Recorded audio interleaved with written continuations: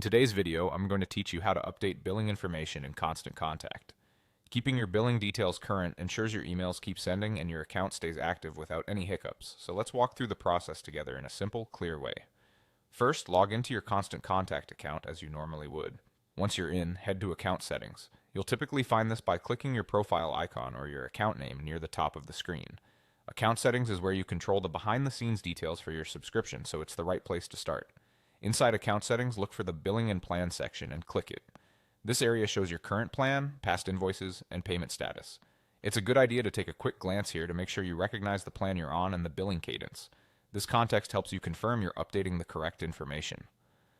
Next, select Update Payment Method. This option opens the form where you'll replace or revise your existing payment details. It might appear as a button or a link, but it will be clearly labeled, and clicking it will take you to the secure payment screen.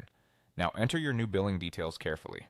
Type the cardholder name exactly as it appears on the card, add the full card number, select the correct expiration date, and enter the security code. Make sure the billing address and postal code match the address your bank has on file for that card. Small differences, like a missing apartment number or an outdated postal code, can cause the update to fail.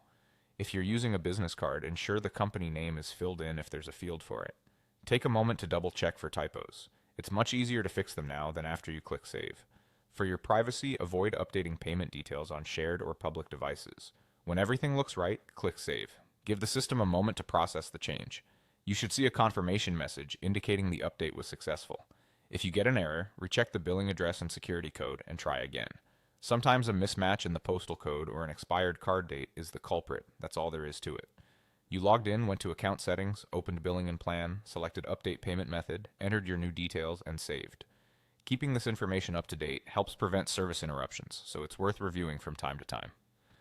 Thanks for watching, and I hope this helped you update your billing information with confidence.